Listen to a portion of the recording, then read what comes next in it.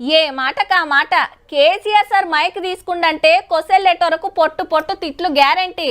అవతలి పార్టీలను ఓ రేంజ్లో అరుచుకుంటే గానీ సార్కు తుర్తనిపియనట్టుంది. ముంగటున్నోళ్ళు సప్పట్లు అబ్బా మస్తు తిట్టిండని. కానీ ఇది అన్ని మాటల నడవది. ఓట్ల కోసానికి సీట్ల కోసానికి ఏది పడితే అది మాట్లాడితే ఇవాళ అసలే మాట్లాడకుంటాయే. కేసీఆర్ సార్ కు షాక్ ఇచ్చింది ఎన్నికల సంఘము. 48 గంటలు ప్రచారం బంద్ పెట్టాలని ఆర్డర్ వేసింది. ఎల్లుండి రాత్రి 8 గంటల దాకా బీఆర్ఎస్ అధ్యక్షుడు ఓట్ల గురించి మాట్లాడొద్దు, ప్రచారం చేయొద్దన్నట్టు. మొన్న సిరిసిల్లలో మీటింగ్ పెట్టి కాంగ్రెస్ పార్టీని అనకూడని మాటలు అన్నాడని ఆ పార్టీ లీడర్ ఎన్నికల సంఘానికి ఫిర్యాదు అయితే ఎంక్వైరీలో కూడా వాజివే అని దేలుడితోటి రూల్స్ పట్టించుకున్నందుకు ఈ యాక్షన్ తీసుకుందన్నట్టు. మైబాద్ లో రోడ్ షోను ఎల్లమే ఓడిపించిండిగా.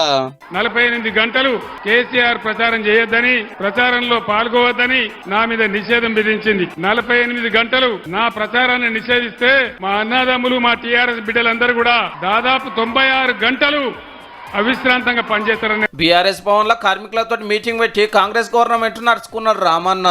తెలంగాణలో కేసీఆర్ ఆనవాళ్ళు లేకుండా చేయాలంటే ఏం చేయాలి? తెలంగాణలో లేకుండా చేయాలి. ఎందుకంటే తెలంగాణ అంటేనే గుర్తొచ్చేది కేసీఆర్. ఇక బీజేపీ లీడర్ ఈ సవాల్ చేసిండు. 14.5 లక్షల కోట్ల రూపాయల రుణమాఫీ చేసిండు ఎవలకు? అదానికి, అంబానీకి, పెద్ద పెద్ద కార్పొరేట్లకు నరేంద్ర మోడీ. మెదక్ ఎంపీగా వెంకటరామరెడ్డి సార్ గెలిపియాలని సిద్దిపేటలో ఇంటింటి ప్రచారం చేసిండు హరీష్ రావు సారు.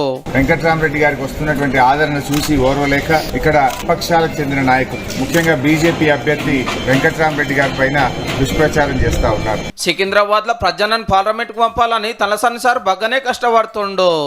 సికింద్రాబాద్ లో చరిత్ర తిరిగి రాయబోతున్నాం. మేము జూన్ 4వ తారీఖున రిజల్ట్స్ వచ్చినప్పుడు మీరే ఆశ్చర్యపోతారు. కరీంనగర్ లో వినోద్ సారు, ఖమ్మంలో నామా సారు, వరంగల్ లో సుధీర్ సారు, భువనగిరిలో మల్లేష్ సారు, చేవెళ్ల జ్ఞానేశ్వర్ సారు, జైరాబాద్ లో అనిల్ సారు, నార్కర్నూలు లో ప్రవీణ్ సార్ ప్రచారం జోరున్నది.